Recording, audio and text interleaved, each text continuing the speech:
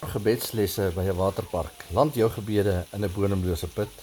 Tel gewone mense se gewone gebede ook. Antwoord God soms onmiddellik. Word gebede nog verhoor? Daar is 8 biljoen mense op die aarde. Hoekom sal God na my gebede luister? Ek weet nie eens mooi hoe om te bid nie. Tel my ou dun stroompie woorde. My emmertjie is so klein, so onbelangrik. Maar ek weet in Filippense 4 staan, ons hoef oor niks besorg te wees nie, en dat ons al ons begeertes met gebed en smeking en danksegging God kan gee. Jy voel dalk jou gebede beland in 'n bodemlose put en nie in 'n wierookbak by God nie. Jy bid dalk al 10 of 20 jaar vir 'n geliefde om na Jesus te kom, of dalk vir 'n kind wat se lewe uit hom gewurg word deur dwelms. Dalk bid jy al lank vir genesing vir iemand of vir jouself, of jy bid dalk al lank vir heerlike reën.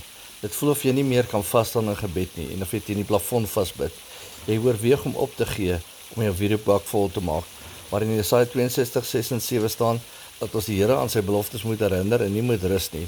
En Matteus 7:7 sê, bid en vir julle sal gegee word, soek en julle sal vind, klop en vir julle sal oopgemaak word. Dit lyk soms of ander gelowiges se gebede onmiddellik beantwoord word, of hul wierookbak permanent vol is, en jy dink dis onregverdig. Maar weet jy, hoe lyk sy binnekamer, en hoeveel ure spandeer al voor die aangesig van God, om hul wierookbak vol te maak? Ja, soms word gebede onmiddellik beantwoord, sommer die eerste keer. Ek dink aan Nehemia se skietgebed vir die guns by die koning, en Josua 10 vertel van Josua wat gebid het, dat die son moes stilstaan, en dit het gebeur.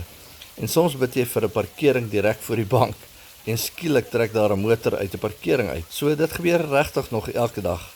Maar onthou, nie elke keer nie. Volgende keer as jy dink jou wierookbak gaan nooit ooit vol word nie, onthou niks is vir God onmoontlik nie. Dit kan skielik, eensklaps, onverwags gebeur. Net so. Dan word jy oorstroom met God se guns en seën. Jou ou dun stroompie word beloon en jy ontvang jou lang verwagte deurbraak. Of jou stroompie dik of dun is, onthou, Jesaja sê, God se arm is nie te kort om te help nie, en sy oor is nie doof om te hoor nie. Paulus sê in Efesiërs 3:20 dat God mag het om baie meer te doen as wat ons bid of dink. Ons moet nie toelaat dat ons stroompie ophou loop nie. Bly staan in jou geloof. Jou wierookbak is dalk amper vol. Jakobus sê die vurige gebed van die gelowige het groot krag. Moenie ophou bid nie. Jou gebede val nie in 'n bodemlose put nie. Bly staande.